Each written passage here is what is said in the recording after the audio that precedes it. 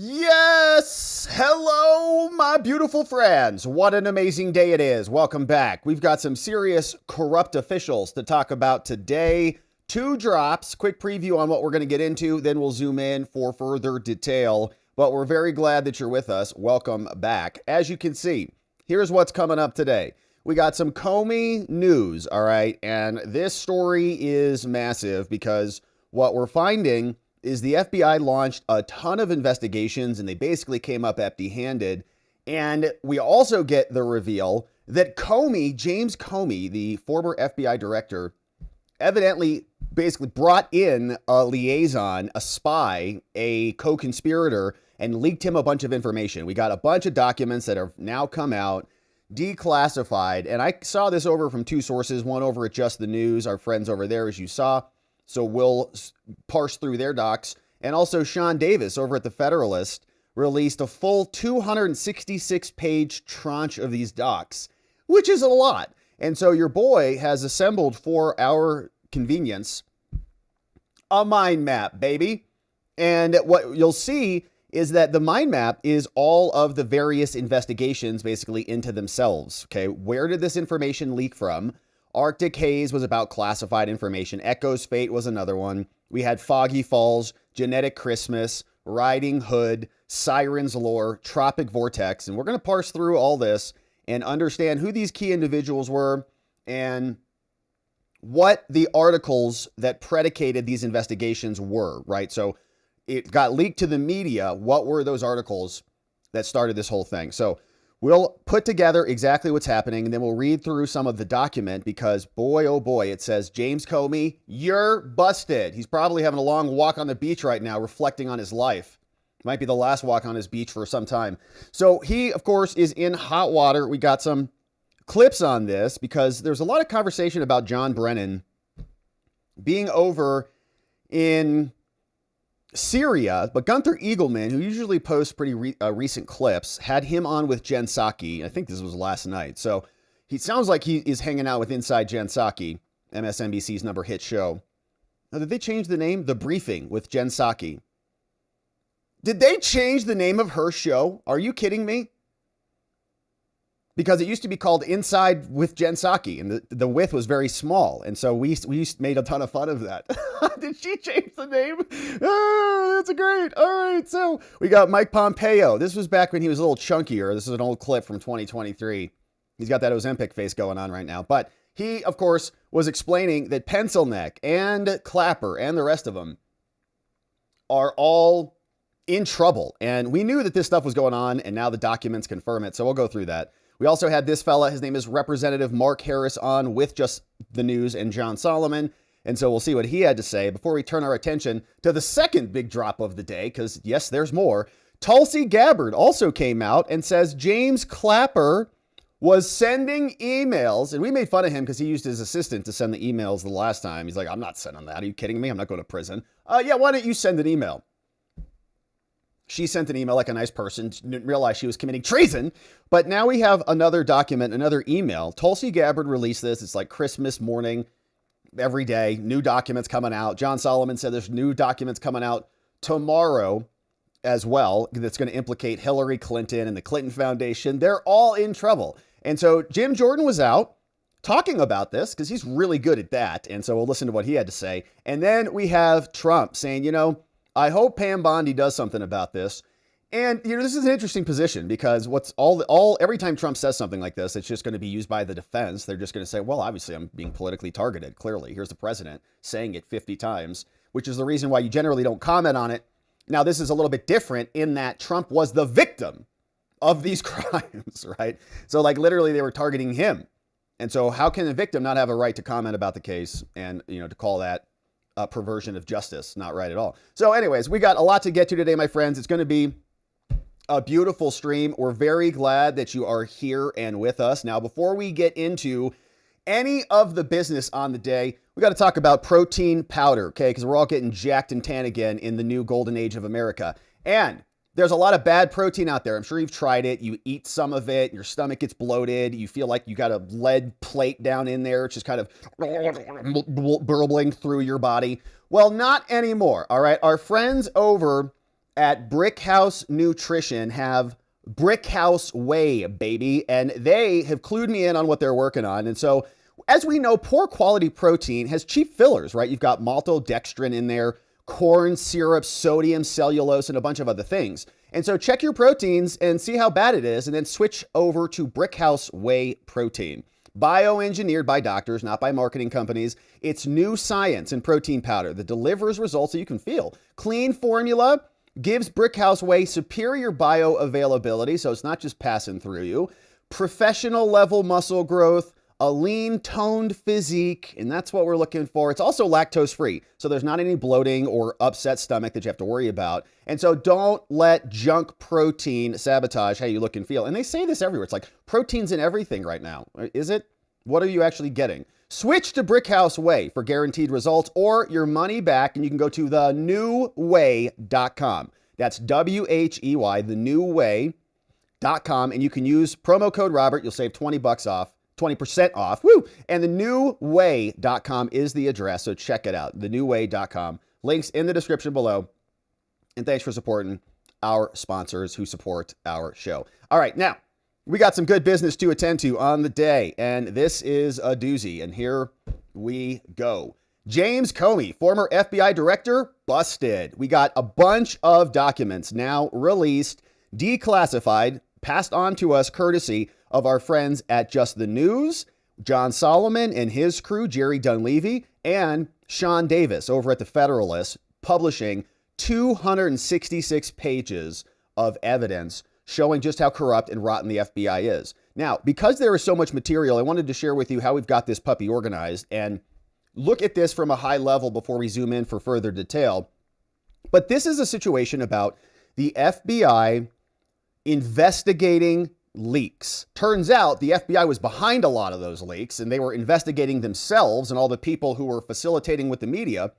But as per usual, they don't ever find they do anything wrong. We investigate ourselves, and we're just amazing. In fact, I can't believe how much integrity we do have.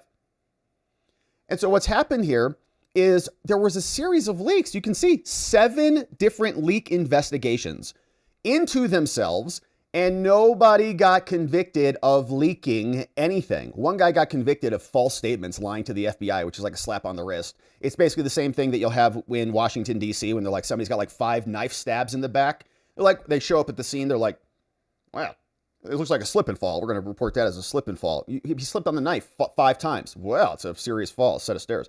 So just manipulating it, right? Investigating themselves, changing what's happening, and not getting to any results. So that one guy gets convicted of basically nothing, and they investigate themselves. And as we expand all these nodes, it's shocking how terrible the FBI is at their job. Like, how can they open up 7 investigations and not find anything? Let's find out. So here's what's going on. We've got Arctic Haze, Echo's Fate, Foggy Falls, Genetic Christmas, Riding Hood, Siren's Lore, Tropic Vortex. These are all investigations of the FBI into leaks. Some of this was for Russian investigation details. Some of the leaks in Tropic Vortex, other unclassified materials, FISA application materials, and more. Now, in this mind map, you'll see we're going to break this down into a couple of subsections. And this is basically applicable to each one of these. And let's go back to full screen over here. Applicable to each one of these.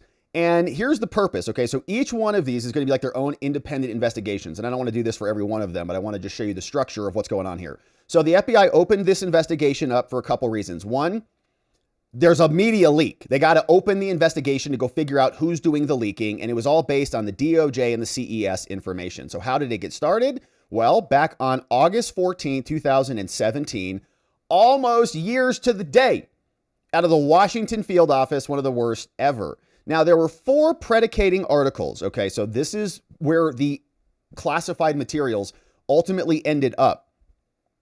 Leaked from the government into Ellen Nakashima's Washington Post article. She wrote a whole article. 2014 Russian hack of the State Department, right? They blamed the Russians for the hack on the State Department so that the Russians would be useful in the Hillary Clinton email scandal, and they could fake that Trump was working for them. Matt Apuzzo over at the New York Times, he got some classified docs. Comey tried to shield the FBI from politics, blah, blah. Caroon and Devlin over at the Washington Post, they also got classified materials. And Holman Jenkins at the Wall Street Journal, and you just go, okay, this is one investigation, and there are 4 different journalists who are reporting on classified information in their news reports, such that it's so illegal that you're going to have to open up a criminal investigation into this at the FBI and call it a code name with everything. Call it Arctic Haze. And that's just one of 7, okay? So this same pattern happens for all of them. Now, what was the impacted classified information here in this one? Well, this was classified up to the secured compartmented information level. So pretty serious stuff. It was discussed in an April New York Times article, and it influenced Comey's mid-year statements. Also, there were Lynch recusal concerns, right? So all this stuff was being leaked out. Now, the individuals involved in this first one are James Comey, the FBI director. We know who he is, and there were some things he did. He made decisions on the Clinton email probe. There were unilateral public statements that he made, questions about his motivation and Lynch's conduct because he wanted to help them, essentially. Used Richmond as the media liaison, all right? And Comey, as we're going to read, authorized FBI assistance to the New York Times. And this is why this Arctic case is the biggest of these, because you say, wait a minute. The New York Times was reporting on this. So was Comey leaking to the New York Times, hired Richmond as a media liaison to facilitate the leaks? In other words, structured criminality by the FBI director? Yeah. So we also got these other people. Daniel Richmond, so we get some background on who this dude is. Columbia University law professor, hired by Comey as a special government employee back in 2015. He was granted top secret clearance. Why? He's a law professor.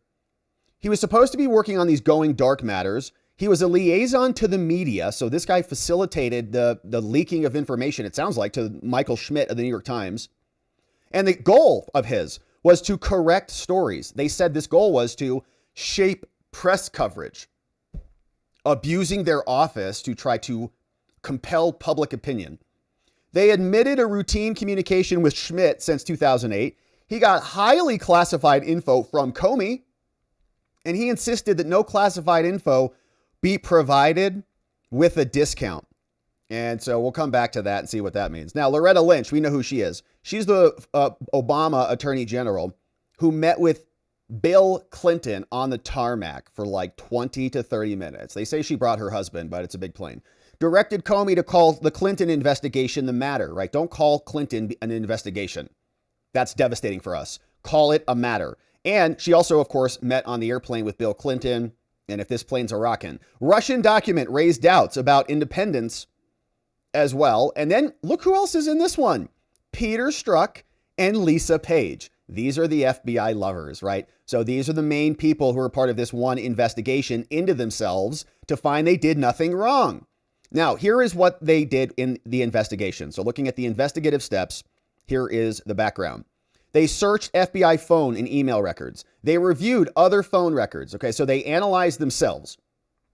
They analyzed handwritten notes, thousands of documents, reviewed OIG reports, reviewed the Mueller 302's interview summaries. They reviewed the Tropic Vortex investigation, which is Durham, and they interviewed a bunch of other employees, FBI, DIJ, and other intelligence community people. So they go, and again, these are some of the most corrupt people of all time who are investigating themselves, analyzing themselves, and they find they did nothing wrong. Now, the conclusion comes out, and this is the same pattern that goes for all of the other 6 that we have referenced. No sufficient proof to charge anybody for the leaks. Nobody got convicted of the leaks. 7 investigations, dozens of articles referenced in all of the various investigations. And the FBI, the globe's so-called premier law enforcement agency, can't even identify who the leakers are. And this is devastating, I think, for their credibility, because if they can't even find leakers in their own midst and identify who those people are, what if there's an actual nefarious actor who's actually not even using a fit? Like, in other words, they're checking their own emails and they can't figure it out. So what? So would the Russians be using FBI emails? No, right? So if there's other, like, in other words, the universe is so broad, if they can't even keep their own house in order, it's pretty devastating to their capabilities in general, which are basically non-existent. So they were unable to identify any sources of unauthorized disclosure. They exhausted all logical investigative leads. We're just out of ideas. We don't know what to do. We're the FBI. And so they then declined to prosecute Comey or Richmond, even though Comey hired Richmond and was feeding him classified information. Now, he was, according to Comey, approved to get that information. But we all know that was just a pretext in order to create this narrative against President Trump. So that's just one investigation. All right. Now, if you come over here and we expand this puppy out and take a look at all of the nodes, you can see that it's really extensive. Okay. So all of the articles, like the predicating articles, there's a whole series of other articles over here. Those were the leaks. Those ended up, being leaked articles. Predicating articles for Foggy Falls was that one. Looks like it was probably maybe the same one or a different one from the same author. We had this one, Genetic Christmas. This was Putin and his involvement in the election hack. So these articles were, again, this one, William Arkin, NBC News. So some information got leaked over there. Riding Hood. This one, we had some key individuals here. James Wolfe, who's going to be the subject of a lot that we talk about today. And how this started back 2017, again, out of Washington. So again, you can see the pattern just continues to repeat itself. I'm just sharing this so that you can see the extent of all of these investigations. For every one of these investigations, they opened up a new investigation, a new name. They had people initiate it. They had leaks. They had classified documents coming out. And if you expand it all, this is what it looks like. All right. This is everything in the mind map. And this is what is in the document. Okay. The FBI was working on these. And guess what? They're so bad, they couldn't indict anybody, really, except for false statements to the FBI. So nobody got charged. Wow. So the FBI is just really terrible. They're like 0 for 7. They can't even investigate themselves. It's pathetic, but of course it's the FBI. So let's dive into the documents. Now, this is a 266 pager, and so we'll hit the highlights. Now that we've got some context for what we're looking at, this is the Arctic Haze investigation. Okay, so that was the first tab that we looked through, all the mind map nodes. This is from that. And this is the initiation document, the 1057, saying our goal here is to open a media leak investigation based on information that was identified by this agency, right? Reason from this date, this date, this date. Here's what we've got. I see these 4 articles, and Comey's involved in this one, right? Big time, as we saw. 4 articles, Washington Post, New York Times, Washington Post again, Wall Street Journal. We also got some other documents, other notes, and more. Now, according to a memo that was dated August 1st, 2017, so for context, Trump is in the White House, from the U.S. Department of Justice, National Security Division, Counterintelligence, and more, the idea is to open a media leak investigation based on information provided by this agency. So something dated on June 23rd, 2017 from this agency reported the unauthorized disclosure of classified information in 8 articles, okay, 8, published between April and June 2017. Subject matter experts determined the articles disclose the information classified up to the something level, right? Very serious. Now, the captioned investigation is predicated on the following 4 articles. We know who wrote them: Ellen Nakashima Matapuzzo, Karun Durmijian, and Holman Jenkins. Washington opened up this investigation to dig into this, and here are the articles, right? So they copied them all for us. We're obviously not going to read them. This is the one from the Washington Post, it looks like. Fast forwarding. Article number 2, New York Times. Fast forwarding. Missing emails. They got a lot of information. Like, where'd all this information come from? How are they getting all these reports? How are they writing these major articles day after day with all this inside scoop, right? So a lot of this is being just duplicated just to show, hey, these are the articles, and this information had to come from somewhere. And so we just keep fast forwarding. It's going to take us a little bit to get down through them until we get here. August 1st, 2017.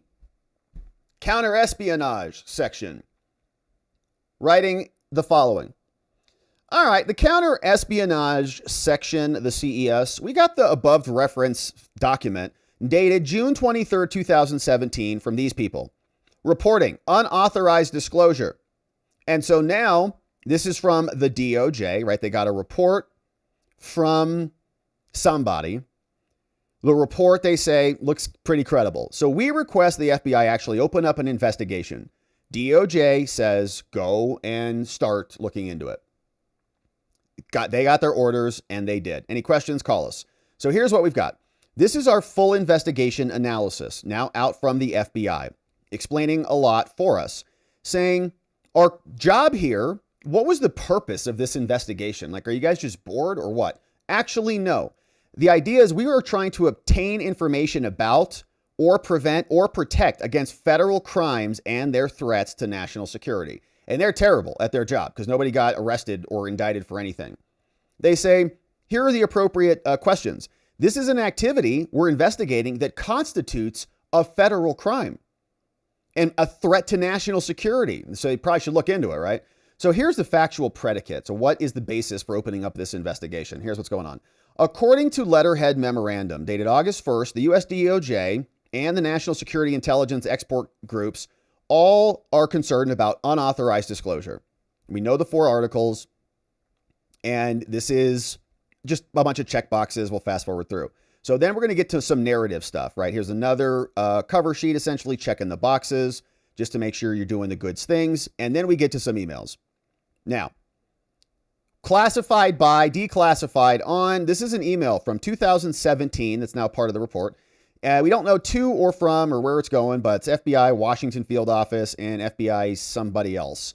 Here they say, Special Supervisory Special Agent, FBI HQ. No preferred pronouns there that we can see. Says, hey, good afternoon. Please find attached a memo saying, providing notification of the opening of a national security full investigation of a U.S. person involving a sensitive investigative matter, SIM. This investigation is codenamed Artic Haze and has FBI case number so-and-so. And we got to follow these reports and do the things appropriately. So just do it. Okay, got it. Now, another cover sheet. And we're going to start to get to some good stuff here. Here it is. We now have the factual predication. So with all that, we got all these articles. We're opening up a special investigation, letters going back and forth. DOJ is bringing the FBI back in. Here they say why. FBI Washington Field Office opened the Artic Haze investigation based on a something dated on June 23rd, 2017. Now, the redacted report related that a New York Times article contained classified information. The article was titled, Comey tried to shield the FBI from politics, but then he shaped an election. And this article was written by Matt Apuzzo. Now, the article discussed the FBI and their mid-year exam of Hillary Clinton and her private emails, which we saw a lot about. In particular, the article focused on James Comey's decision to make public statements about the mid-year investigation. On July 5th, Comey issued a public statement announcing the FBI was halfway done. His public statement, which was made unilaterally and in a manner that the DOJ later found to be in violation of policy. Remember, Comey came out and backstabbed them. He was supposed to tell Loretta Lynch about all this, and he didn't. He just held a press conference, came out, started running his mouth. They're like, what the hell did you just do? And they said, you can't do that. You're the FBI. You work for us. Criticized Clinton for uncharged conduct. And later, Comey made additional unilateral statements to Congress about reopening and again closing it just prior to the presidential election. And our read on it, of course, is he was trying to clear her before the election. That ultimately backfired, and people were disgusted by it. Comey has publicly indicated on several occasions that classified information contributed to his decision to make his independent announcements. Comey provided sworn testimony to the DOJ, OIG, Office of Inspector General, and the Senate Select Committee, saying that he made the announcement independently because he believed that Loretta Lynch, if he involved her, would result in corrosive doubt about whether Lynch was acting impartially, because we already know Lynch was approached by McCabe. McCabe said, hey, we've got a pretty interesting report here that says that you're colluding with Hillary Clinton's campaign staffers about her investigation, funneling them information. And she just sat there like, thanks for telling me. Comey provided several justifications for this belief. First, Lynch was appointed by a president from the same political party as Clinton.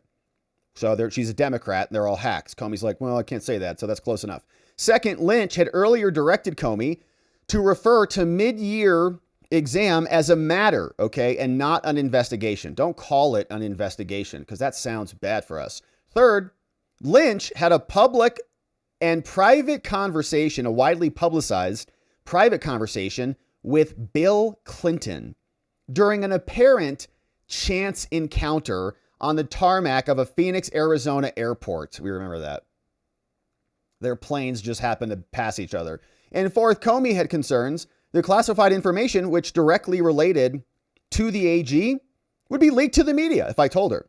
So he says, there's been some accounts on it, but yeah, we have been briefed on the classified facts. Got it. Now, Comey alluded to the information, his classified information in his book. He wrote this, right? Higher loyalty, truth lies in leadership. And Comey says that he's the true person who leads, even though that's fiction.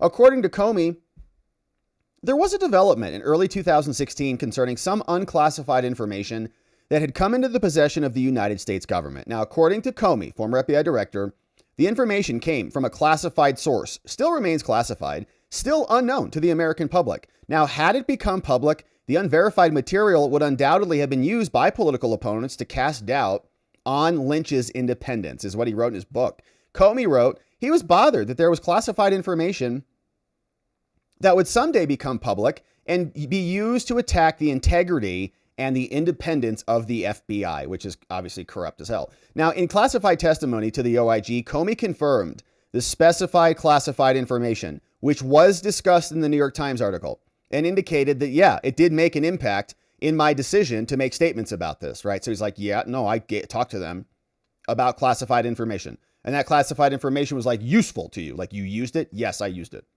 And then you told them about it? Yes. Well, you run the FBI, right? Like, you're not supposed to do that. Since the start of the investigation in August, investigators have taken the following steps. Search all FBI hardline phones and email records for contacts in known reporter facilities. Reviewed spin searches on hardline phone and email records for known reporter facilities. Obtained and reviewed a multitude of telephone records on cell and work devices for FBI employees in the pool of suspects who were leaking, and redacted, did this too, and analyzed handwritten notes taken by FBI employees, and we looked at all the pictures that Lisa Page and Peter Strzok were texting each other. Gross. We analyzed thousands of documents and other items of evidence, redacted, including their love notes, reviewed administrative and classified materials, 3 reports, FBI 302s from Mueller, the investigation conducted by Durham in Tropic Vortex, analyzed a lot of this. Now, based upon the discussions with the DOJ, all of this, all of that work that they got into, unfortunately, oh man, guess what? It did not generate sufficient proof to charge anyone with willfully transmitting the classified info, conspiring, or even aiding and abetting. Oh no. Redacted. So investigators learned the FBI Office of Public Affairs was told to literally assist the New York Times. According to interviews with FBI employees, James Comey either directed or otherwise authorized the FBI's official assistance to the New York Times. FBI OPA did not coordinate or brief DOJ leadership or DOJ Office of Public Affairs about this decision, even though AG Lynch had already left the department. So he didn't, he doesn't have that conflict that he can still cry about. And DOJ regulations called for coordination in cases of media contact with the New York Times. Okay. So Comey is in open violation of his policies. The DOJ has regulations. Okay. This is acting outside the scope of his employment. He is committing crimes by abusing this relationship to bypass everything else that he is doing. You can make the argument. Now, as part of the FBI's assistance, Peter Strzok and Lisa Page were also interviewed about this, and they were the FBI lovers who were texting each other. We will stop him. Yeah, baby. During an interview with the investigative team, Strzok, pathetic, stated he believed that FBI executive management. He said, well, I think they told me to meet with the New York Times. Well, that's interesting. So Strzok was just following orders. Well, I thought the executive management told them to meet with the New York Times. Oh, So Strzok said he recalled being told to provide an investigator-level briefing on the mid-year exam investigation to the news. These briefings took place on these dates. During the briefing, the New York Times told Strzok and Page they had the classified info. Strzok told investigators he did not recall the New York Times having this information, but Page told investigators she definitely did. And she took a break from the meeting to discuss with Strzok. This is such a scam, dude. So they're investigating these two people, and they allow Lisa Page to go take a break and then corroborate her stories with her co-conspirator. The FBI's like, well, Peter Strzok said that they didn't talk about classified information. She's like, oh, dang it. That's what he said? All right, let me go talk to him. Like, okay, fine. We're going to pause the interview right now. Then she goes out. They corroborate the story. Then Page comes back, indicated that she alerted her supervisors about this. And according to the FBI OPA, the New York Times advised them in their interview about the content of the articles on the classified information and redacted. Now, here's more. By way of background, this guy called Richmond that Comey was facilitating classified information to, and who was publishing this in the media or acting as a liaison, passing it off to other journalists, so-called. Remember they raided Trump's house for being in possession of so-called classified documents that were his documents because he was the president? Yeah, we do. By way of background, Richmond is a Columbia University law professor, and he's a close friend of Comey. They met while working in the Southern District of New York, one of the most corrupt districts in the world. The New York Times article contains several quotes that came from Daniel Richmond, which defended Comey's decision to make that announcement about Hillary. In 2015, Comey instructed the FBI to hire Richmond as a special government employee, right? Just bring him on, give him whatever he wants, and grant this guy top secret clearance with access to sensitive compartmented information. Some law professor from Columbia, who's besties with James. FBI records indicated Richmond was hired to work on, quote, going dark matters. The investigation, though, revealed Comey also hired Richmond so that Comey could discuss sensitive matters with him, including classified information with someone outside of the FBI's regular leadership, right? So Comey's just going to say, well, it's just like a consultant. Now, Comey also used Richmond as a liaison to the media. On several occasions, Richmond spoke with the media about consultation with the FBI or the DOJ. Richmond contacted journalists and he corrected stories that were critical of Comey, acting as Comey's little media enforcer. The FBI, and to shape future press coverage, okay, from James Comey's position. Not coming out explaining the truth, coming out to have some hack seed proper narratives that support him. Richmond did this both when he was a special government employee and even after he resigned from the FBI. Now, the investigation revealed that Richmond, the law professor, had been a source for Michael Schmidt. Michael Schmidt, of course, is one of the reporters who wrote an article, and he's been with the New York Times since 2008. Richmond first spoke with this journalist from the Times regarding an investigation into illegal activity into sports. But prior to Richmond working for Comey, Schmidt visited Richmond's house numerous times. In fact, the New York Times quoted Richmond several times, both on the record and on the background, in stories about Jim Comey. After he was terminated by Trump, Comey used Richmond as a conduit to convey to the media a memoranda of his meetings with Trump. And look at all these redactions. Now, although Richmond later told the interviewing agents that Comey never asked him to talk to the media, redacted. What? What did he say? Because that's probably good evidence of intent there, federal agents. On November 22nd, the Artic Haze investigative team interviewed Richmond, the professor. According to Richmond, Comey and Richmond talked about the hammering that Comey was taken from the media about his Clinton expose, which was a cover-up for her. Richmond opined that Comey took comfort in the fact Richmond had talked to the press about his feelings.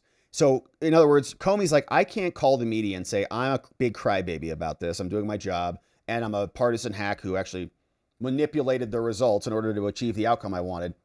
But he can't go and do that because it's pathetic. So he's just going to pass it off through a third party. According to Richmond, he and Comey had a private conversation in Comey's office, January 2017. A lot of people were having a lot of conversations at that time because their whole world had been obliterated.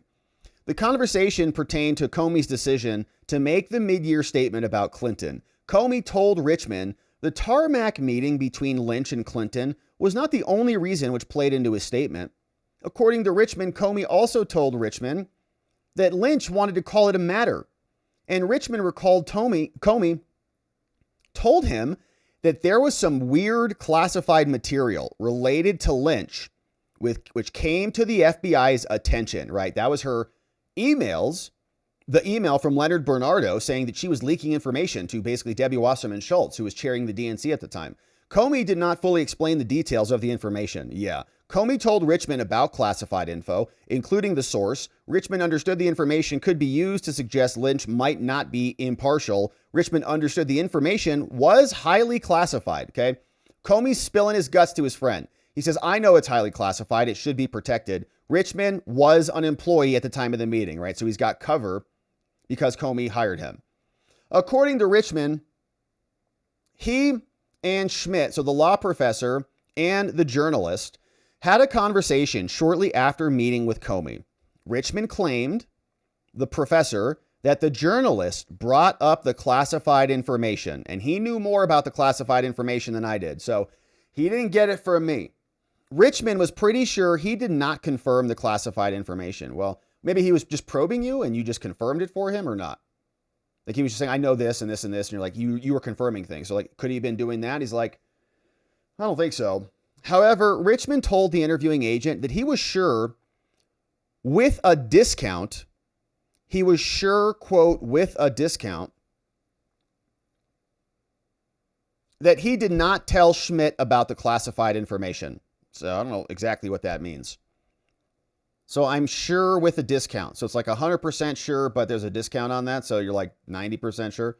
Richmond did not know who gave Schmidt the information. Richmond acknowledged he had many discussions with Schmidt about the article as a special government employee, more to the article than what was attributed to him by name. Richmond also stated he knew Schmidt talked to numerous other government sources as well, leaking, and more redactions as we go through. That's just great. On June 29th, Comey provided consent with his lawyer for the FBI to conduct a limited search of his Apple iPhone. So the FBI conducted a forensic exam of his phone. The examination indicated 4 voicemails, 4 instant messages, 2 email messages, and 51 images.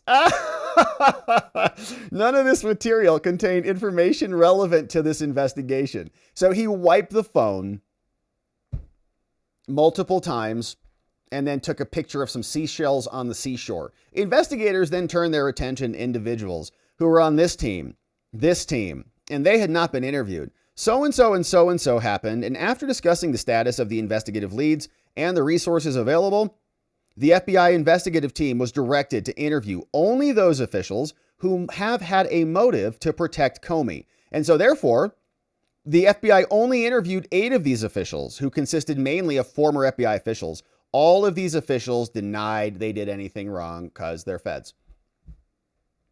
Oh, me? Of course not. Hold on a second, though. Let me delete my entire life from my records. Okay, now you can have it. The investigation, according to the FBI's conclusion, says there's not sufficient evidence to criminally charge anybody, including Comey or Richmond, with making false statements or with the substantive offenses under the investigation. And probably because, well, he's a special government employee, so he's allowed. We also understand the DOJ has historically not approved the prosecution of pure confirmatory sources of classified information under the law. The investigation has also not identified any evidence regarding anyone else.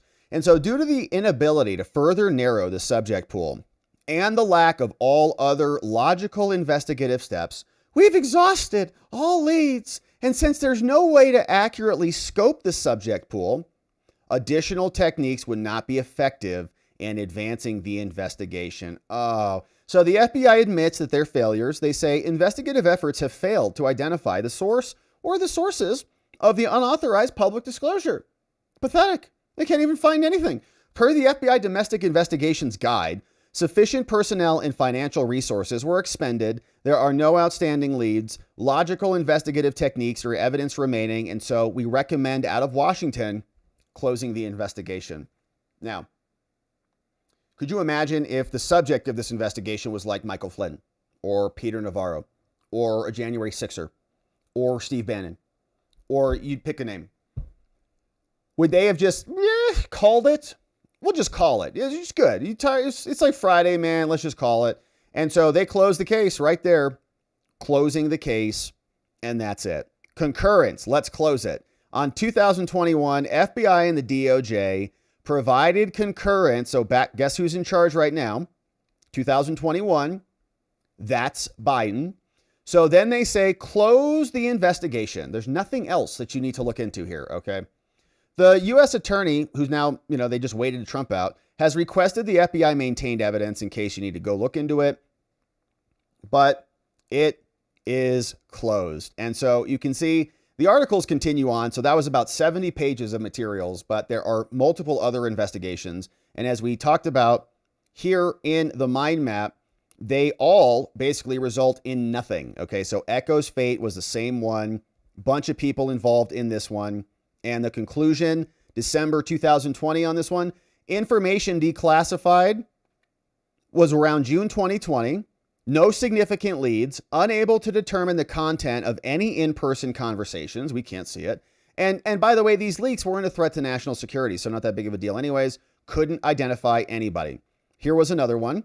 You can see the conclusion on Foggy Falls, March 2020. There was a memo that was declassified. This was a lot about the Page stuff. The case was closed and there were irregularities. The Inspector General report, of course, occurred. But, of course, the Washington field office declined prosecution. Oh, you're kidding. So it happens for all of them. Let's look at the conclusions for the remaining four. 2020, in the Putin genetic Christmas election hack, no leads for further investigation. Man, the FBI sucks. Insufficient evidence for search warrants. Decision not to pursue any media subpoena. All logical investigative activity exhausted. Close, good enough for them. They couldn't figure it out. Do you know why? Because they were investigating themselves. Here's another conclusion. Riding Hood. This is FISA stuff. Unable to prove that Wolf leaked classified FISA info. But he was convicted of false statements. This was the one that actually got a conviction. Okay, Wolf was on the intelligence committee, working as a staffer essentially, and made false statements in the investigation. But that wasn't him being charged with leaking anything. They just said, well, why did you say that to us in your interview? You should have just shut up and not said anything.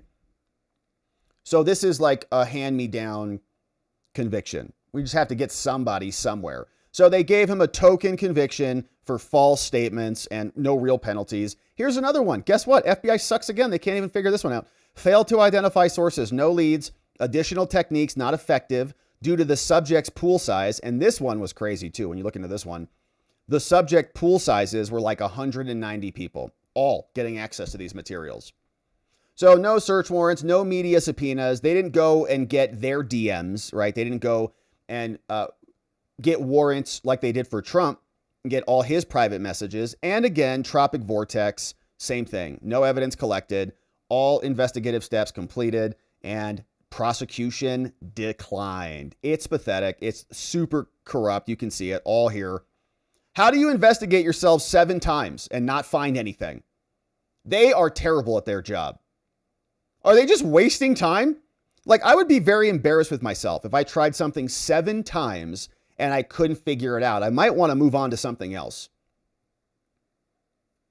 Just keep trying it. Well, we'll go find someone else. All it is masturbatory, okay? They're just pretending like they're doing things, waiting, running the clock out, and then covering up for themselves. It's disgusting behavior. We're happy that the documents are coming out. We hope that there are consequences for the people behind a lot of this. And this was John Brennan. Look at him. Look at that face right there. Yeah, John. We're looking forward to seeing that face behind bars there, bucko. So here is what Gunther Eagleman had to say, saying he was over on Inside Jen Psaki's show, which I guess they changed the name. And can I just say, I think we can take credit for that name change. If they change the name of the show, I think we can take full credit for it, because we have said the name of the show before she changed the logo. It was Inside with Jen Psaki, okay? But you couldn't see the with. So it read to us like Inside Jen Psaki, which is a horrific visual to talk about on a live stream. But that's what the logo looked like. And so we were hammering that one hard. And I know it gives some people some stomach pains when you think about it, but I guess they changed it. So feeling good about that. All right, so here's John Brennan. People were saying John Brennan was in Austria or something. Turns out he was on The Briefing with Jen Psaki. Director under President Obama, now MSNBC senior intelligence analyst. Okay, Russian propaganda TV is Russian propaganda TV, but to me, it's interesting because it's like, what is the point of this meeting, really? What do you think is the best outcome and the worst outcome of this meeting? Well, the best outcome is if no damage occurs as a result of this meeting. I think that's the best outcome. The worst outcome is that Donald Trump is going to continue to concede to Vladimir Putin concessions as far as the Ukraine conflict is concerned. I mean, let's face it, Vladimir Putin is an international pariah. He's been indicted by the Criminal Court of Justice. You're an international pariah and a national pariah, too. So I guess he's still doing the Russian thing. So that's all we need to listen to him. But apparently he's not in Austria. It sounds like he's hanging out with Jen Psaki. But this was another clip that was resurfaced for us from Real Robert at real_RobN over on X. Great clip he dug up from January 2023. And this was when Mike Pompeo looked a little bit different, a little extra, poundage around the face, but very astute points that he was making years ago, knowing, right, a lot of this already. Now we're getting to see the inside documents that support these claims. You about the speaker's decisions. So I had the incredible privilege to serve on that committee.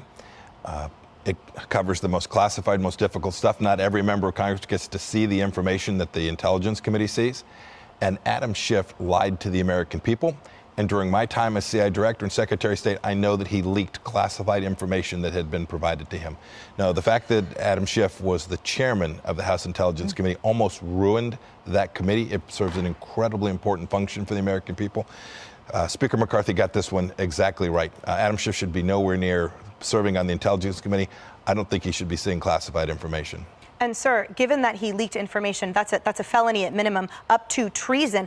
Why was there no accountability for the millions of people watching right now? How is that being allowed to go further, let alone giving him the fodder for him to complain about being removed from the committee? So it's a complicated process, right? It's difficult to pin down precisely what happened, but I could tell you that when we provided information to him and to his staff, it ended up in places it shouldn't have been with alarming regularity. And we could see it. So in the end, I decided I held back information from them. As a result of that, I just didn't have confidence that providing that information, which was my obligation to work with the congressional branch, right, to work with them, I didn't feel comfortable we could do that. And so I've been troubled by Mr. Schiff's behavior. He told the American people repeatedly, oh, there's more to know about the Russia hoax. We suffered for 2.5 years in the administration. There's more to come. He knew it wasn't true. He went after Devin Nunes in ways that were indecent when he knew what Representative Nunes had written was true. He was out telling a whopper. And you shouldn't be around the Intelligence Committee when you can't manage both classified information and the truth. Yeah, and shout out to that anchor saying that it was treason. And Pencil was thinking he was going to be rewarded by being Hillary Clinton's CIA director. Okay, so the payoff was going to be worth the crime. Now, here is another representative called Mark Harris shouting out John Solomon and others who are doing some great digging on these and getting the documents up for us to review. He was here talking about what he thinks should be happening to these people, Schiff, Comey, the rest of them, who are leaking materials to everybody. Exactly what we're seeing. I mean, these are facts that the American people cannot deny. These are the things that I think we have wanted to know. People have kind of believed in their gut that these things happen. But now you actually have documentation. You have the whistleblower. You have the documents that Kash Patel has declassified, that we're now able to see this information for ourselves. And I just think that's critical. We've been saying for months that when the facts come out, that if what we believe may be true is proven true, It's going to make Watergate look like child's play. Yeah. And I think that's exactly what we're seeing unfold before our very eyes with this. Watergate was a breaking and entering to get some documents and get some information. They set up operational hierarchies to leak documents. Comey hired media liaisons to go correct stories, providing that guy classified information. FBI investigated themselves 7 times and couldn't figure it out because they're so pathetic. And now we have a new leader in charge over there. And so we're getting these documents. We're excited to see them. Shout out to Just the News and the Federalist for posting the full files here for us. If you want to read the full 266 pages of those, check out their websites, of course, and we'll put it up over at watcherfiles.com tonight. All right, so good updates on that one, my friends. Now, let's turn our attention to another one because it's like corruption Christmas here on this channel. And we're happy about it, actually, because we want to see it exposed and rooted out. Tulsi Gabbard drops another one. You see, this one going after Obama's director of national intelligence called James Clapper, the guy who was in Tulsi's role back during Obama time. And now this email has come out from James Clapper. And James Clapper, as we know, was one of the people who was in the meeting with Obama and Comey and Lynch and the rest of them when Obama was saying on December 9th, go and start another investigation into Russia, essentially. Remember, James Clapper, the DNI who was in the room, he told his assistant to send an email, and she did. And in that email, she said, per the president's instructions, per Obama's instructions, launch this entire fake scam, and they did it. Now, in the aftermath of that investigation, okay, so we know the email has gone out. We know Clapper was in the room. It was the 12-9 meeting. They came out with the intelligence community assessment on 1/7 after that, the following year, and that was what started the whole Russian collusion hoax fakeness. But this was an email, now declassified, courtesy of Tulsi Gabbard, from James Clapper, Director of National Intelligence, to Michael Rogers, John Brennan, James Comey, and others, Stephanie L. O'Sullivan, and others who are redacted, okay? Subject is Russian response planning. And this is in response to another email. So this first email came in, Tulsi's sharing this with us. First email came in, it looks like it is, let me see, do we have a second part to this? Yeah, all right, so Clapper is responding to this email. Okay, so Michael Rogers, who is a U.S. attorney for maybe somebody working for the NSA, okay, he sends this email to James Clapper, and he copies everybody. Copies Brennan, copies Comey, sends it to Clapper and all of them. Actually copies other people, copies himself. He actually sends it directly to, which is different. Like, this is to you. It's directed to you. You're not just being apprised of the information. This is for you, Clapper, Brennan, and Comey. I'm going to copy myself as well. Russian response planning. Classification level redacted. Jim Clapper, John Brennan, and Jim Comey. Jim, John, and Jim. Isn't that just precious? I've just returned from a TDY overseas and been updated on the current status of our efforts to produce a joint product related to Russian attribution and intent for the DNC and the DCC hacks, which is part of the operation, right? To say the Russians hacked Hillary to help Trump, which was fake. I know that this activity is on a fast track and that folks have been working very hard to put together a product that can be provided to the president, Obama, who ordered it. However, I wanted to reach out to you directly to let you know of some concerns I have with what I am hearing from my folks.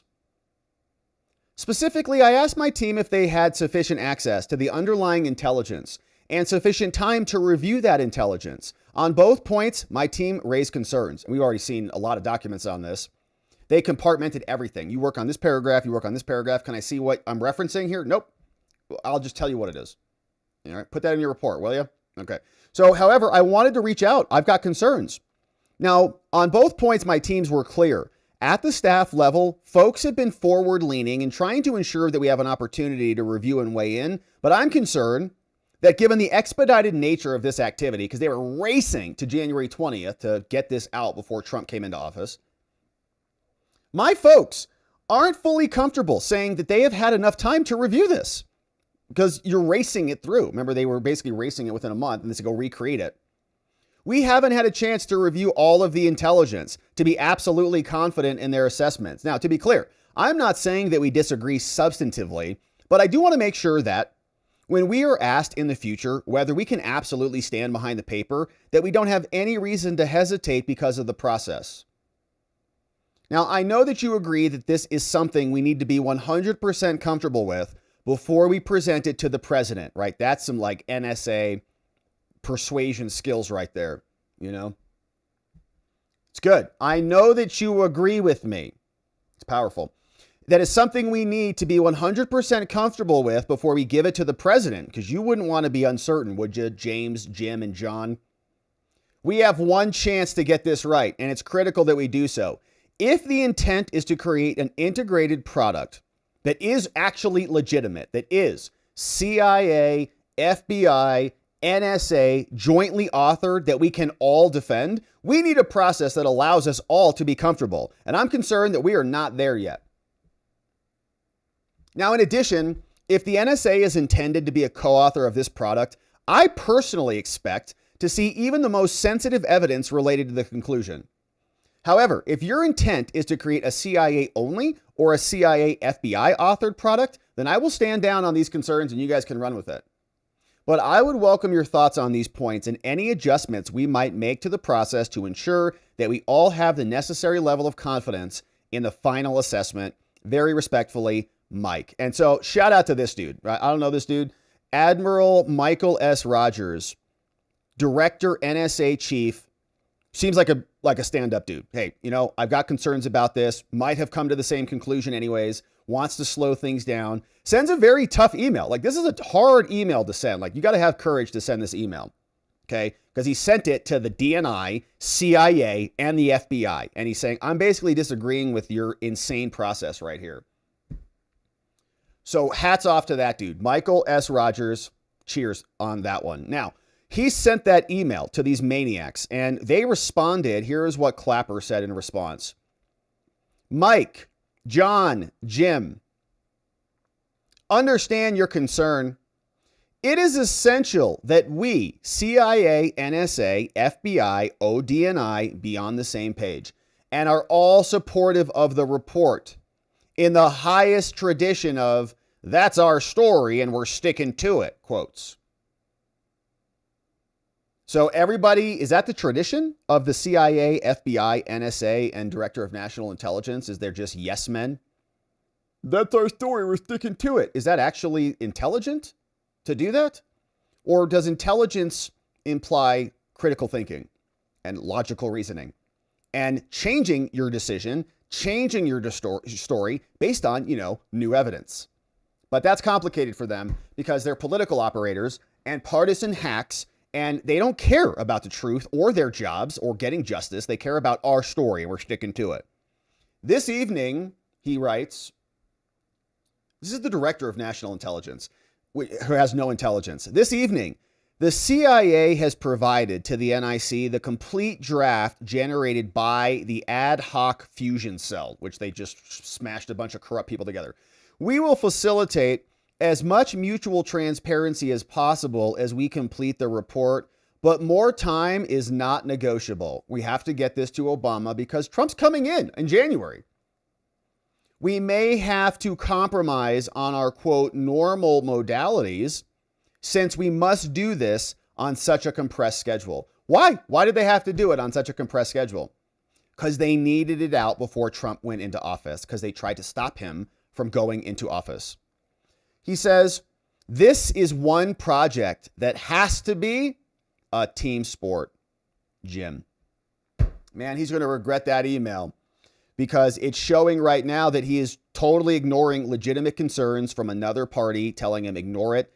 Just say what we tell you to say. That's our story. We all need to be together. This is a crisis. Act like a team player. Except this isn't a team. This isn't a team sport. Okay, you're not just sitting there running plays that are dictated by the quarterback. or the coach to the quarterback. You need to actually do your job and investigate intelligence, not just jump in on the bandwagon of Trump is Hitler. So it's really shocking from James Clapper, but not that shocking because we knew that. So Tulsi says, this is newly declassified. It was sent on December 22nd, complying with Obama's order. Okay, Obama ordered it. Even Clapper's assistant communicated that because she was taking orders from Clapper.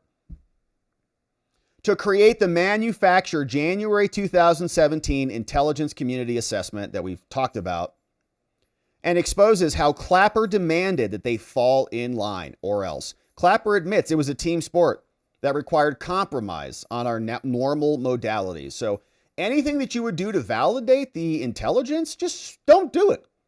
Because Obama wants it on his desk because the clock is ticking away. Now, some person who's very good at talking about this stuff is Jim Jordan. We've seen him do a lot of that. And here he is explaining that Schiff was leaking documents. We've got Clapper coordinating with the intelligence communities to fake reports, and the corruption knows no ends. Here's what Jordan had to say about it. Jim Jordan. So, Congressman, two things stick out to me here. A, that this is a Democrat whistleblower turning on Schiff and talking about this. And B, that this was classified information that Schiff was allegedly arguing should be leaked to go after the president. Yeah, go leak information, staff, and also make sure it's classified. I mean, that's how scary, that's how wrong this is. But my big question is, where's Chris Wray? Why didn't we have this information? Why did it take till we get to Director Patel for us to get this information? Why didn't we get this from Chris Wray? The documents we got, it looks like this whistleblower was talking about this over a period of years, FBI doing interviews with this guy, 302s and on, for like several years. Why didn't we know about it? Why did it take Director Patel to bring this forward? Why didn't Chris Wray do that? Because he's But I think the other big takeaway is this is a pattern. We all know that they leaked information all the time to undermine the guy we elected president of the United States. Jim Comey leaked his 4 Comey memos. Jim Comey went up to Trump Tower when it was President-elect Trump on January 6, 2017, talked to the president-elect about the dossier that he already knew was false, and then they leaked that information and thereby gave credibility to a document that was baloney. So this is their M.O., and now we've caught him with this whistleblower who says they directly told us to go do what we know they've been doing all along. Well, surprise, surprise, they're saying the whistleblower is a disgruntled employee, and this is what Schiff's office told us. Now he's a senator. He said, quote, yeah, we read through a lot of that yesterday, basically the whole document. And here's what Schiff is saying in response to it. But it wasn't just a disgruntled employee, okay? There was a whole sequence and series of people who were all in on it. In fact, there were so many redactions, you could just tell they were names. Someone told someone else. A told B and C, and then D told C and F told H and J, and they all were communicating with each other. It was all redacted. We couldn't see, but a lot of people were in the meetings, and all you got to do is flip one. Just get one person to come out and testify against these other maniacs, and the rest of them will start flipping too. These are baseless smears based on unreliable and unsubstantiated allegations by a disgruntled former staffer who was fired by House Intel in early 2017, including for harassment and potentially compromising activities. So he's arguing this person has no credibility. Obviously, you think that they do, and that it was not only that they have credibility, but that the information that they had was hidden by the previous FBI director, so he couldn't see it. Yeah. I hope the whistleblower will come forward and talk to our staff. We've dealt with whistleblowers, several, dozens over the last several years. I hope he'll come forward and we can talk to him. We can evaluate that.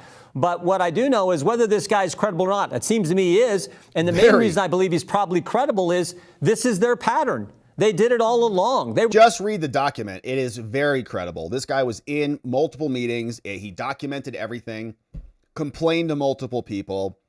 And we know that this was systemic throughout their party. We're leaking information to friendly news outlets to further this false narrative that somehow President Trump was working with the Russians and the election was compromised. It's all baloney. We've had countless investigations, the Durham report, the Mueller report, all these things that said that was garbage. And then, of course, we had the information that Tulsi just released, DNI Director Gabbard just released 3 weeks ago that showed what they were doing, where they changed the intelligence community assessment. So this is this has been the pattern. So it fits with what they've been doing, which I think lends credibility to this whistleblower. But I hope he comes forward and will talk to us. And then we also need to find out why Chris Wray kept this information from us or didn't give it to us, as Director Patel has. Indeed. One other thing that I do think. Okay. Well, I was just going to say one other thing that I think is critically important is remember what they did to Chairman Nunes. Mm-hmm. They accused him of doing this when he didn't. They accused him of the very thing that they did, according to this whistleblower. Typical left operation. Always accuse us of what they're actually doing. We call that Devin was proven right we? all along, and so was Cash. Yeah, we call that projection. Yeah, Jim is the chairman of the Judiciary Committee in the House of Representatives. And we like Jim. I think he's useful. And he's a wrestler, so, that's cool. But we also want something. So we could have hearings, right? The House of Representatives could form their own stupid select committee and appoint whomever they want, just like Nancy Pelosi did. Just follow her precedent. And let's unleash Congress to go after these people, issue subpoenas, go like Benny Thompson did. Remember all the letters we read from Benny Thompson here? Like 25 pages of materials. He's like, I want to know what type of shampoo you use in the morning. Document that, please. And next I want to know this. It was insane. And Republicans are just kind of, sleeping. So why don't you guys send Chris Wray some subpoenas, haul his butt into Congress? Here is what President Trump had to say today. And looking at Pam Bondi, the president saying there better be consequences for these criminals. With them great, actually. We had I had to go through the Russia hoax. And it was actually, it was a strain on the relationship. I actually told them, I said, they got this phony investigation going on, Russia, totally phony, created by Adam Schiff, Shifty Schiff, and Hillary Clinton and the whole group of them. And it made it very dangerous for our country because I was unable to really deal with Russia the way we should have been. I'm looking at Pam because I hope something's going to be done about it. These people put our country at great danger. And Adam Schiff, it was all made up. It was a hoax. The Mueller report came out. They all hated me. They had 18 Trump haters. And they said I did nothing wrong. They couldn't believe, they couldn't find anything. After years of investigation, it was all a hoax. They made it up. It was a hoax created by the Democrats, but in particular Schiff and Crooked Hillary, the whole group. And now we've learned all the stuff that's come out over the last 2 months is incredible through intelligence. And hopefully something's going to happen with it. These are people that put our country in danger. Yep. In real danger. I want to thank you all very much. Thank you very much. Final question on that one. Go get Adam Schiff. And there, I believe, are probably a number of investigations going on right now. I feel like what we're seeing with these drops is persuasion, not persuasion, persuasion, to persuade people before the ultimate charges come back down. And these are just regular declassifications exposing what ultimately happened so that when the indictments drop, people aren't shell-shocked. What? You're indicting the CIA, FBI, Bill Clinton, Hillary Clinton? What? It's going to be shell-shocking for people. And so we got to start to warm everybody up, turn up the temperature a little bit before they unleash the fury. And we're looking forward to it because these people are monsters. Now, the criticism of the president on statements like that would be a defendant, if anybody is charged, if Brennan is charged, if Clapper's charged, they're just going to say this is political weaponization. The president's out there saying, come after me, pencil neck Schiff. And that argument will be persuasive to some judges, right? Depending on where the charges go. But the counter to that, I think, is that Trump was the victim of many of these crimes. I don't know if he'd be named as the victim of the crimes, but the crimes were meant to stop him.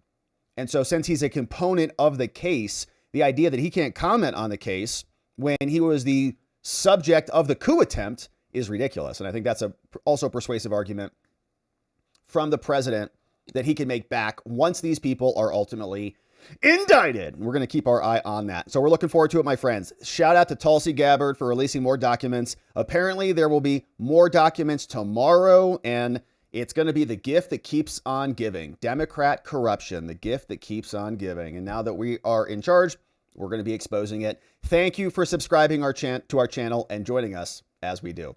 All right, my friends.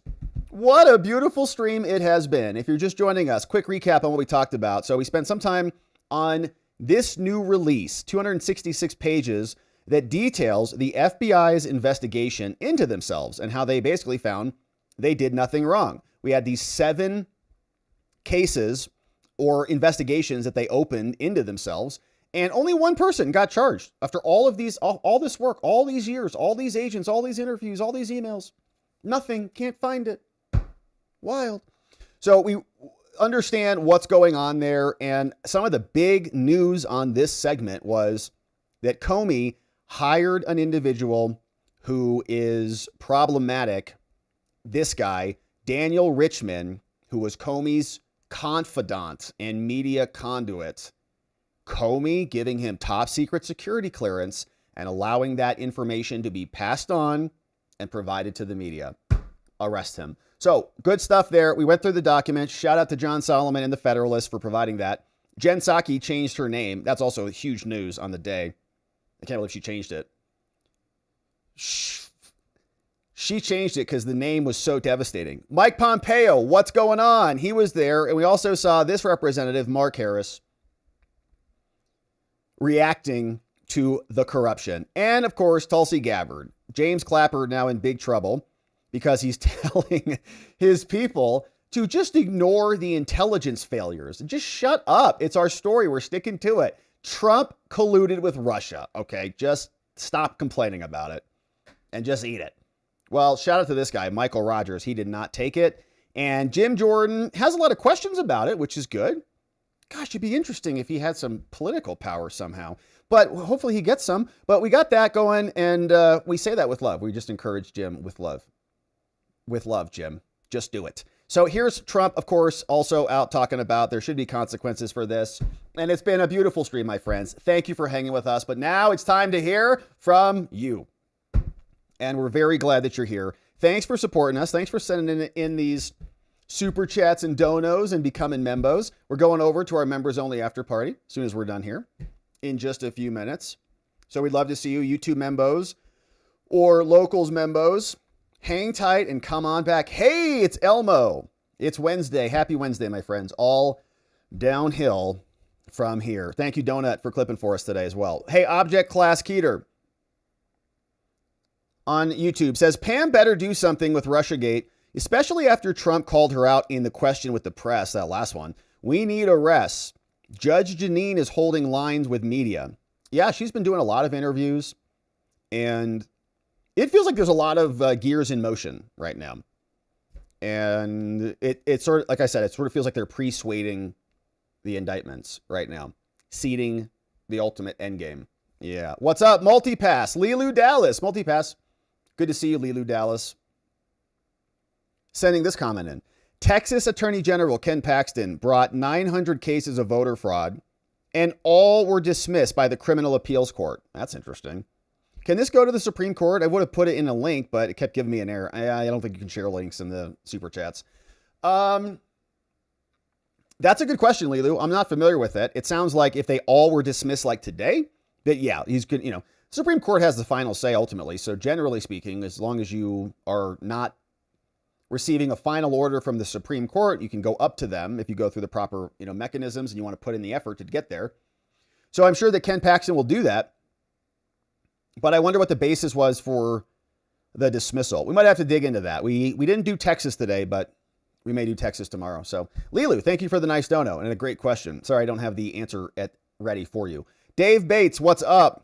Thank you, Dave Bates. Welcome aboard. Thanks for becoming a supporter. Grab the member stream from this morning and join us on the after party in a few minutes. Dave Bates in the house. Pinot Shays Helicopter Tours. Honest question.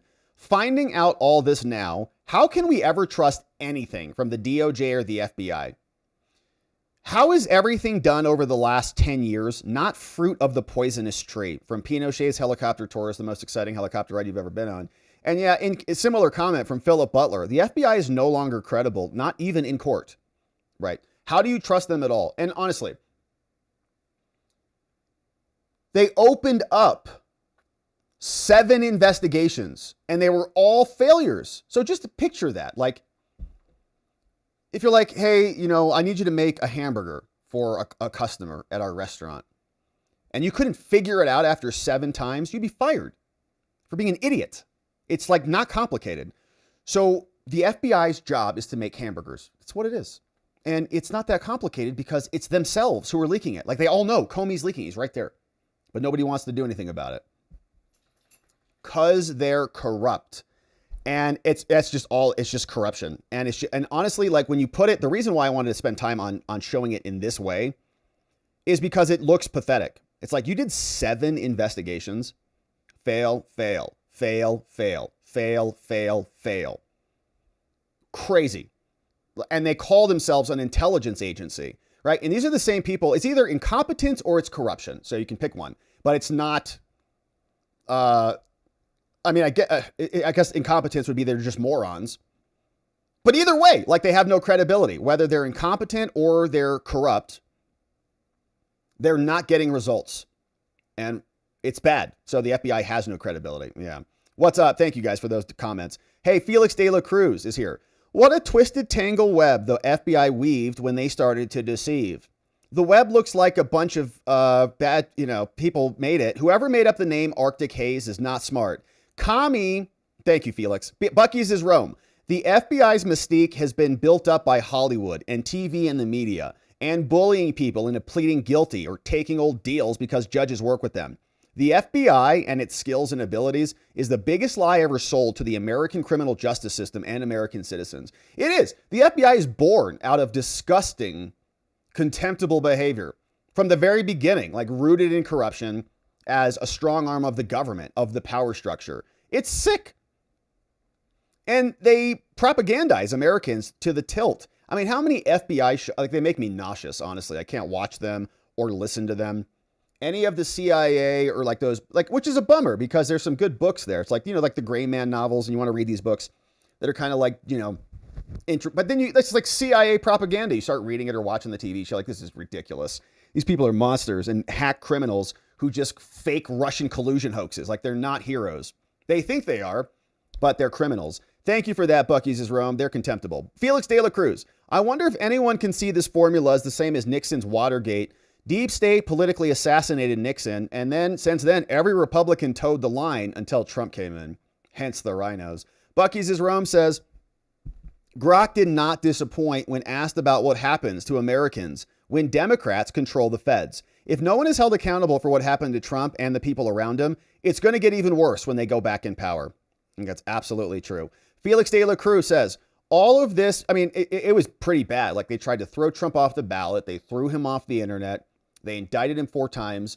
They tried to bankrupt him. They made up fake, sex assault claims. Like it was brutal, and he persevered. Felix De La Cruz. All of this BS from JFK were conducted by the CIA. 2 laws that need to be repealed are the CIA Act and the Federal Reserve Act. From Felix De La Cruz. Good comment. Bucky's is Rome.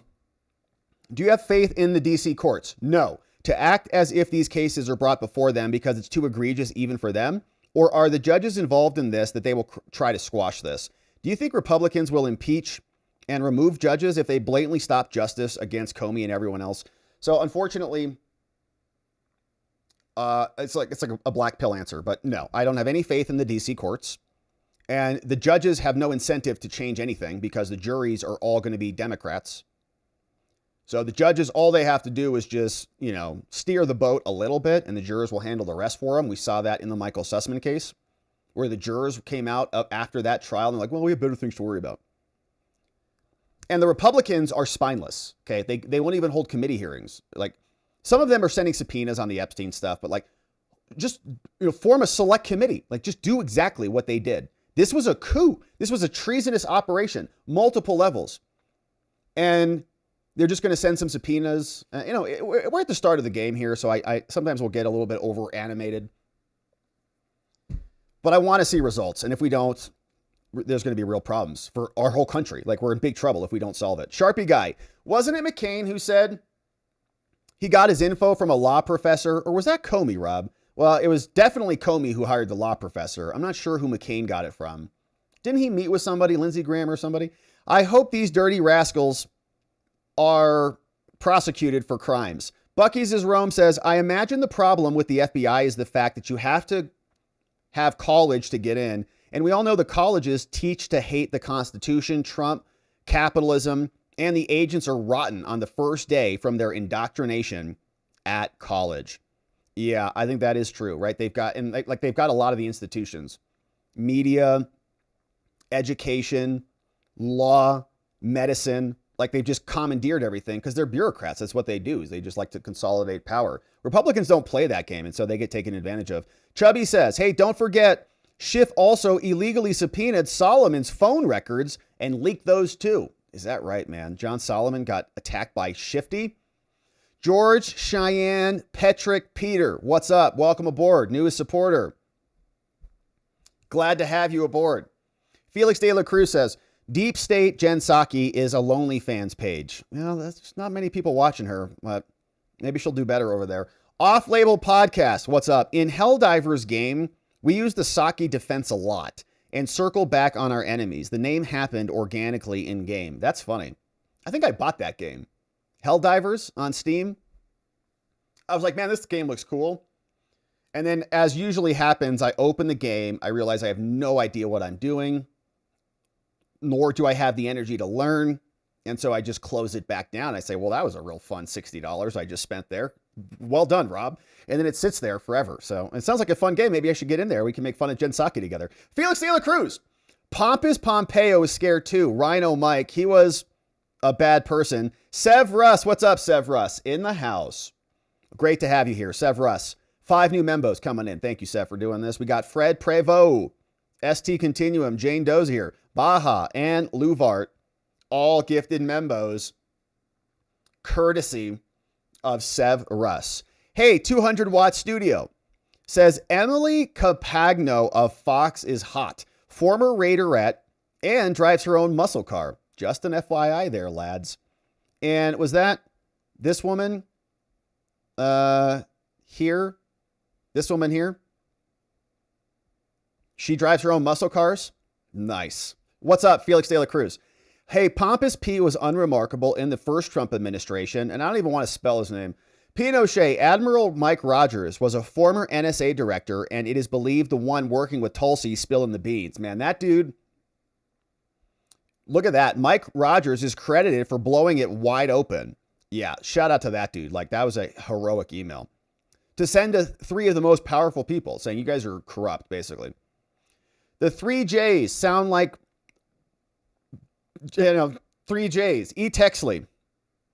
Adam Mike Rogers went to Trump Tower and briefed Trump without notifying anybody else. Notifying Obama or anybody else. Man, E. Texley.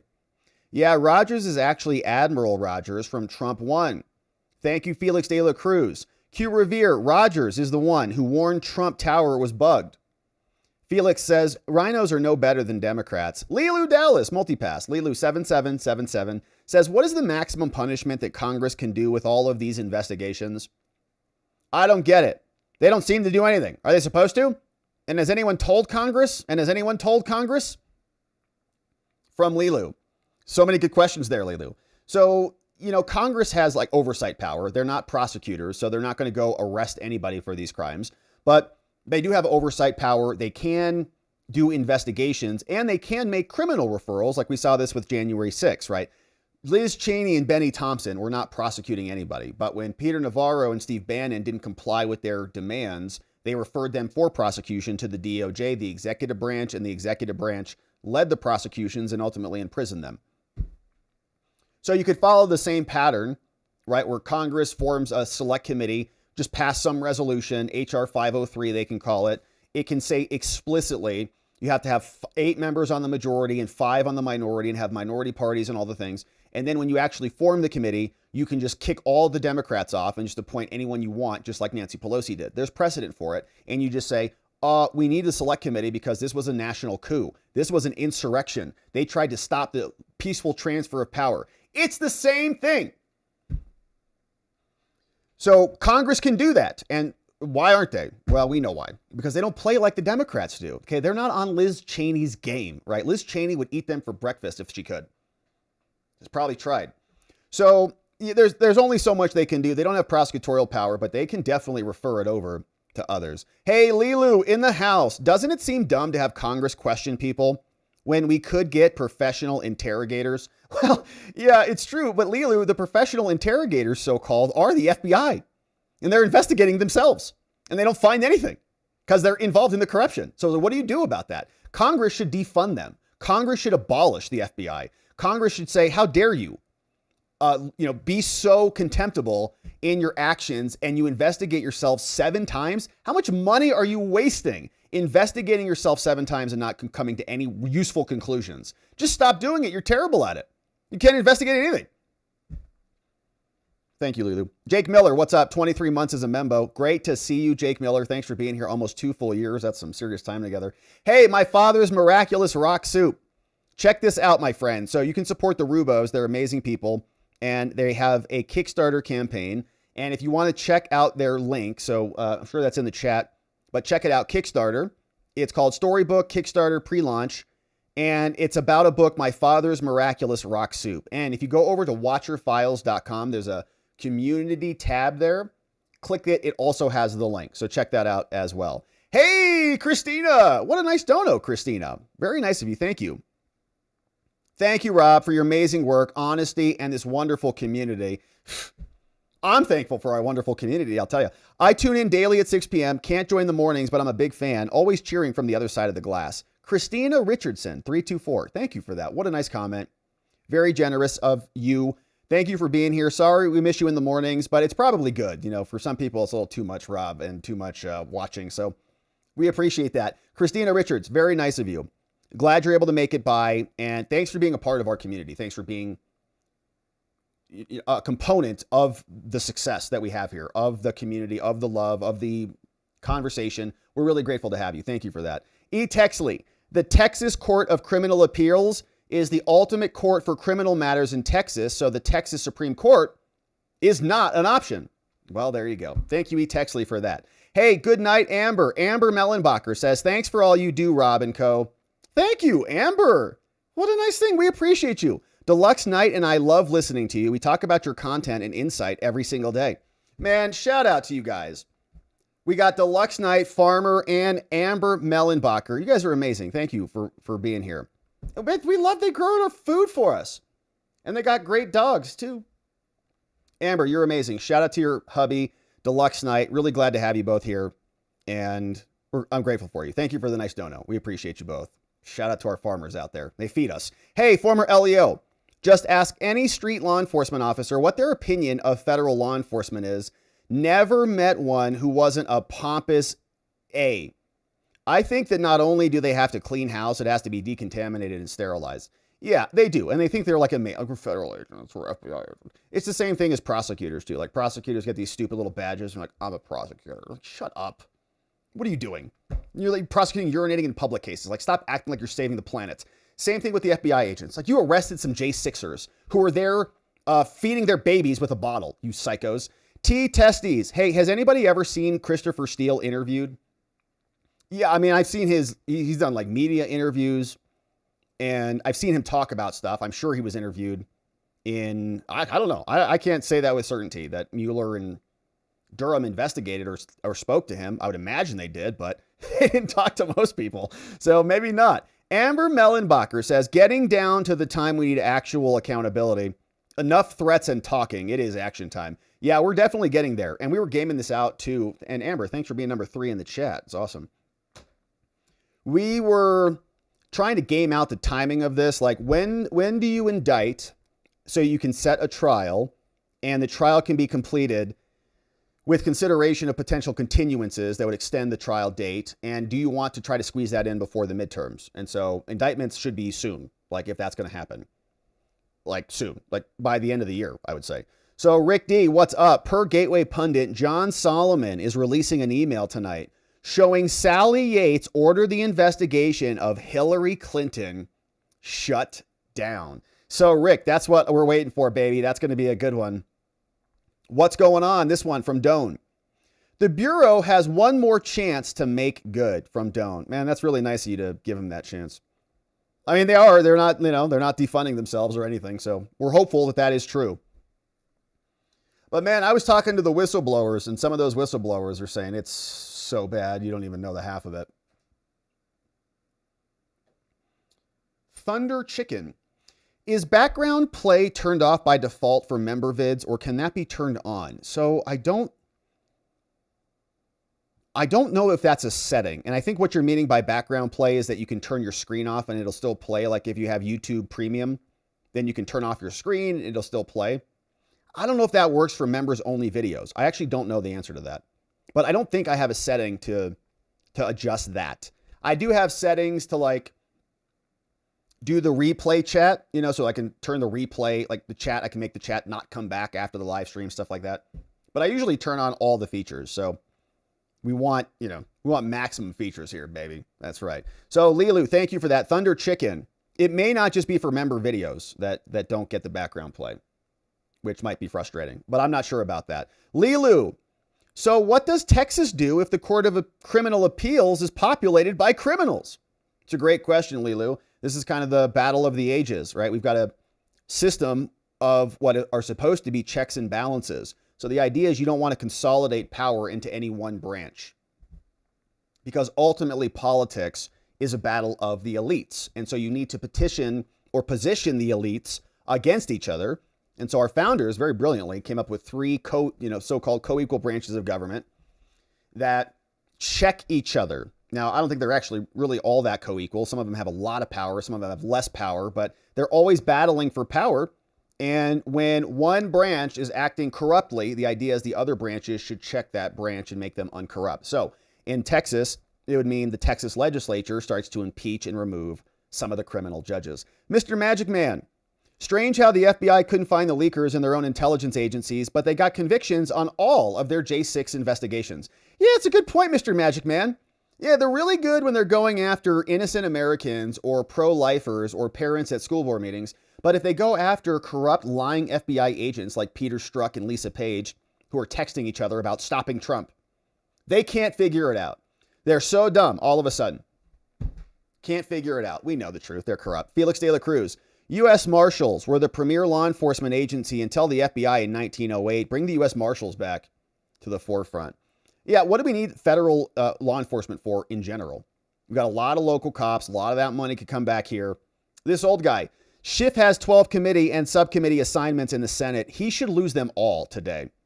You're right about that. I can't believe he has any access to anything after what we're reading here. And, I mean, he should be impeached immediately, even before he's charged. That guy is a stone cold liar, and the documents confirm it.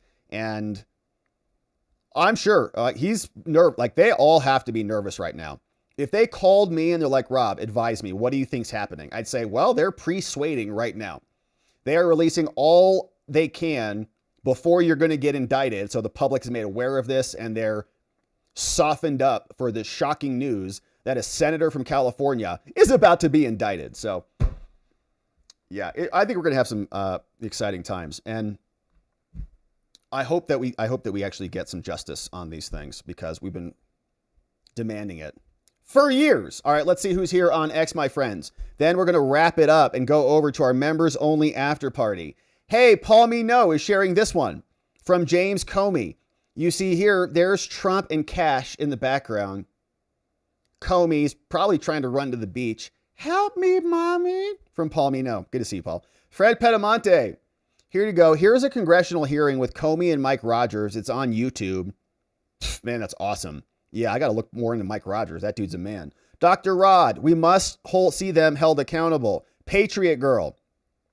There's a supplemental brief opposing a motion to bar Alina Abba from supervising the prosecution of the Dear Gerard case. Interesting.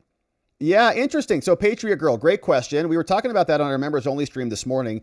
Elliot, who is over on Substack at philipc.substack.com, something like that. We'll get that link and put it up on our community tab as well. But potentially, because we're asking about Alina Abba's appointment. We're asking about Ed Martin's appointment, and whether any prosecutions that are brought by them are going to be valid based on what happened with Jack Smith, who is not a real boy.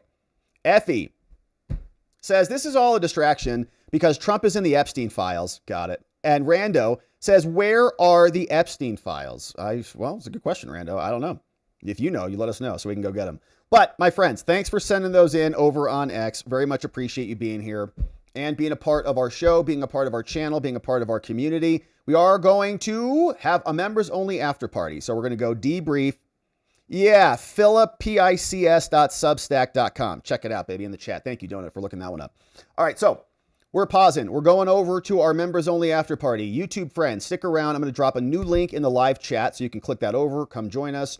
Locals friends, hang tight. Of course, we'll just pop back up after the stream goes dark for a moment. But my friends, it's been a beautiful day. Thank you for hanging with us. Thanks for going through this corruption. Thanks for your support. Thanks for the donos. Welcome new membos. Very appreciative of you. Couldn't do it without you. So thanks for being here. We're going to pause here for the evening. And of course, before we do, we want to thank our amazing mods and memesmiths. Donut, John, Carrie B, K Bean, Neuro D, Dog Digger, Janek, Just Rhonda, Gigum, and Elliot. Dockmaster in the house. Thanks for modding the fort down for us, keeping things nice and orderly. My friends, we're going to come back tomorrow and we're going to get into it again. And in order to do that appropriately, we are going to need to see you right back here so that together, with your help, we can shine that big, beautiful spotlight of accountability and transparency down upon our system with the hope of finding justice. Make it a beautiful night, my friends. Sleep very well. I'll see you right back here tomorrow. Bye-bye.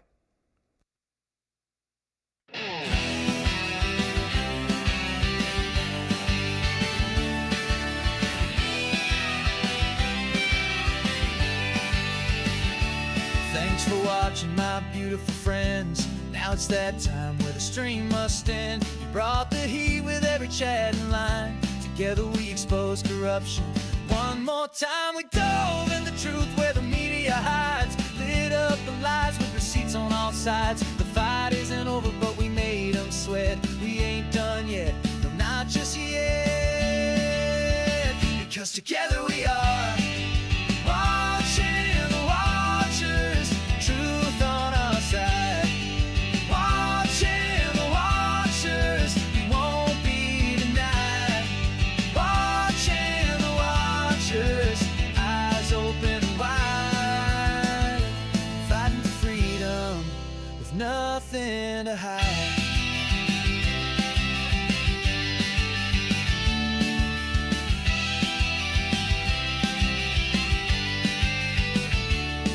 Drop a like and don't forget to share. And bring a friend who's ready to care. Tomorrow's lies are just today's news, but here we see through